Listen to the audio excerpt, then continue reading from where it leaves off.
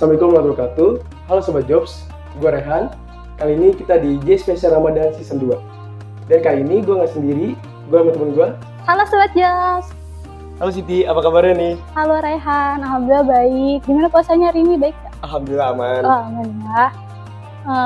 Aku masih penasaran deh Rehan, kenapa sih di bulan Ramadan itu disebut bulan pengampunan?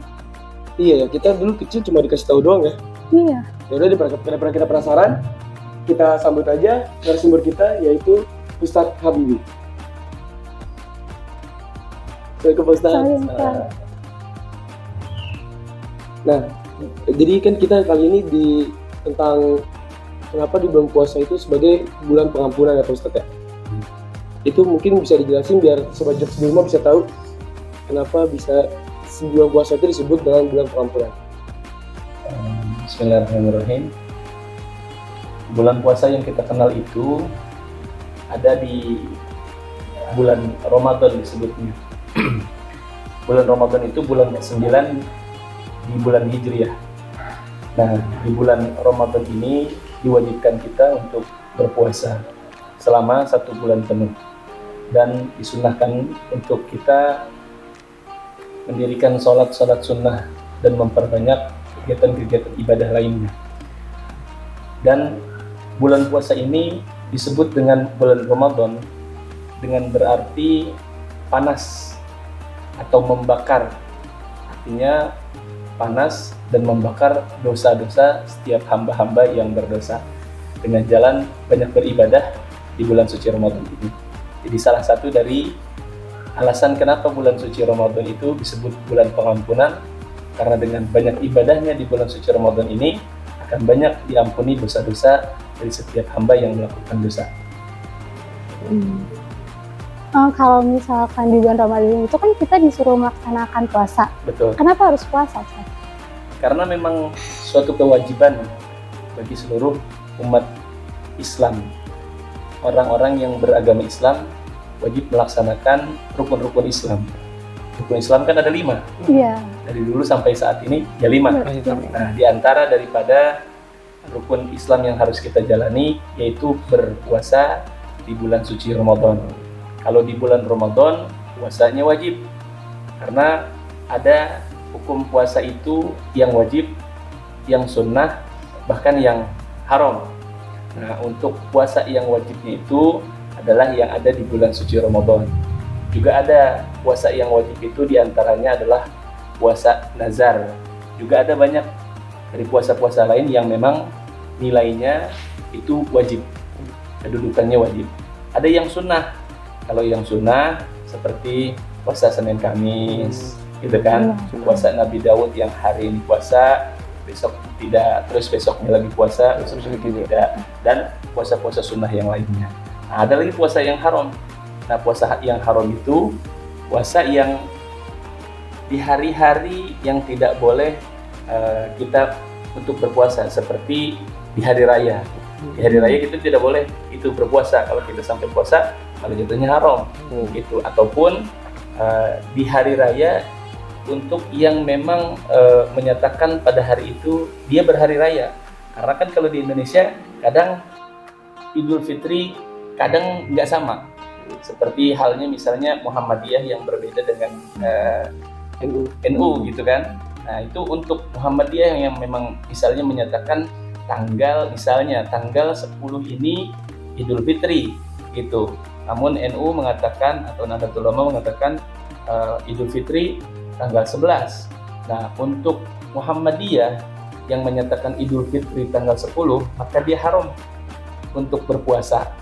Namun untuk yang menyatakan Idul Fitri tanggal 11, meskipun tanggal 10 yang dinyatakan itu adalah haram untuk Muhammadiyah, tidak haram untuk yang menyatakan Idul Fitri di tanggal 11. Jadi tingkatan puasa atau status puasa ini bisa ada kalanya wajib, bisa ada kalanya sunnah, bisa ada kalanya haram. Jadi kalau misalkan tanda-tanda kita diterima puasanya itu kayak gimana ya Pak Ustadz? Bisa kita lihat dari meningkatnya kita dalam beribadah, gitu. Meningkatnya kita dalam kedekatan kita kepada Allah Subhanahu Wa Taala. Tentunya setiap ibadah yang kita lakukan itu tujuannya agar kita taqarrub ilallah, mendekatkan Yang penting udah ada kepada niat Allah. gitu ya, Pak. Betul.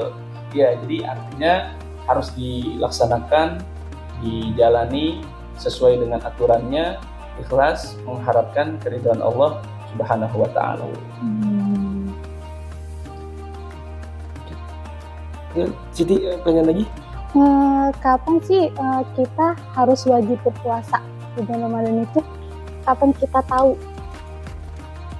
Semenjak masuk bulan Ramadan, semenjak masuk bulan Ramadan, dimulai puasa itu semenjak azan subuh kalau kita kenalnya, semenjak terbit fajar. Semenjak terbit fajar, maka itu ditandai dengan masuknya waktu subuh. Nah, semenjak waktu subuh itu sudah mulai berpuasa sampai nanti terbenamnya matahari. Terbenamnya matahari kita tandai dengan waktu masuk azan maghrib. Jadi batas puasa itu seperti itu. Dari kita kenalnya lebih gampang mulai dari subuh sampai dengan maghrib. Nah, cuman kalau ada istilah tentang waktu imsak. Imsak itu belum waktu untuk berpuasa. Imsak itu waktu yang hanya untuk berjaga-jaga. Sebentar lagi akan masuk waktu subuh. Jadi berjaga-jaga, sebentar lagi akan masuk untuk waktunya kita berpuasa. Jadi di waktu imsak itu kita sudah menahan untuk minum, kita sudah menahan untuk makan, tapi tidak nyata-nyata untuk tidak boleh makan lagi atau tidak minum lagi gitu. Cuma kalau sudah masuk waktu subuh, maka itu sudah tidak boleh minum lagi, sudah tidak boleh makan lagi. Kalau yang bagusnya itu kayak kita umur berapa ya kalau kita buat diwajibkan untuk puasa? Kalau diwajibkan untuk berpuasa sama dengan kewajiban dia ketika harus sholat. Jadi disebutnya dengan mukallaf, orang yang sudah punya beban kewajiban. Gitu. Dia semenjak itu dia harus melaksanakan ibadah-ibadah yang wajib seperti sholat, puasa, waktunya sama. Gitu. Dan tanda-tanda dari orang mukallaf itu diantaranya adalah akil baligh, gitu, akil baligh, ataupun istilahnya kalau perempuan itu sudah mengalami haid, ataupun laki perempuan sudah pernah yang namanya keluar sperma. Nah, semenjak itu dia dinyatakan baligh, semenjak itu dia dikatakan mukallaf, dan semenjak itu dia wajib untuk melaksanakan sholat dan puasa. Kalau dia tidak melaksanakan sholat dan puasa, maka dia akan terkena dosa. Semenjak dia sudah menjadi mukallaf, jika dia tidak melaksanakan ibadah tersebut, dia akan terkena dosa. Kalau di waktu sebelumnya, ya dia belum sampai berdosa, gitu. Dia belum sampai berdosa. Misalnya dia waktu dia balighnya itu, misalnya umur 11 tahun. Nah, misalnya umur 9 tahun, berarti kan belum masa waktu dia baligh. Mimpi sampai keluar sperma juga belum, haid juga belum.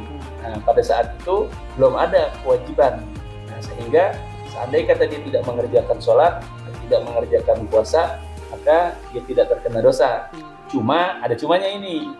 Kalau misalnya dia baru mulai puasa dan mulai sholatnya itu saat dia baligh, sedangkan dia itu belum mempelajarinya atau belum pernah memulainya, maka ini akan menjadi sebuah kesulitan, gitu. Sehingga ada di istilah kita belajar sholat, belajar puasa. Nah, tapi pada saat belajarnya itu belum sampai masuk pada kewajiban dia untuk sholat ataupun puasa, gitu. Wah, terima kasih Ustadz atas sampaiannya. Aku jadi ngerti nih. Alhamdulillah, semoga sobat Jot yang di rumah juga bisa ngerti ya. Oke, sekian dulu episode spesial Ramadan pada hari ini. Semoga apa yang kita berikan kepada kalian dapat bermanfaat bagi kita semua ya. Aku Siti pamit. Gue Rehan pamit. Sampai jumpa di spesial Ramadan selanjutnya. Dan jangan lupa like, komen, dan subscribe YouTube channel Jobs TV.